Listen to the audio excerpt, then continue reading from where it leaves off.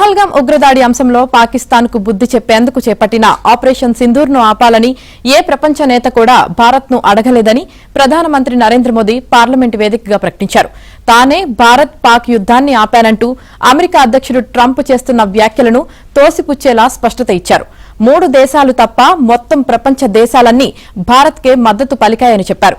కాంగ్రెస్ దాని మిత్రపక్షాలు మాత్రం ఎంతో పరాక్రమం చూపిన మన సైనికులకు మద్దతుగా నిలవకుండా పాకిస్తాన్ను వెనకేసుకువచ్చేలా సందేహాలు వ్యక్తం చేశాయని మండిపడ్డారు.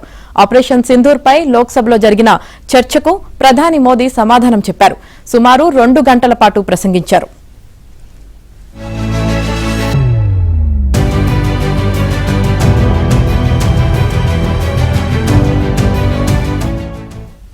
ఇక అంతకుముందు లోక్సభలో కాంగ్రెస్ అగ్రనేత రాహుల్ గాంధీ కేంద్రంపై మండిపడ్డారు.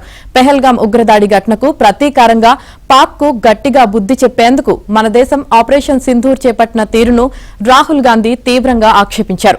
పాకిస్తాన్తో పోరాటం చేసేందుకు ప్రభుత్వానికి రాజకీయ సంకల్పం బలమే లేకుండా పోయిందని విమర్శించారు.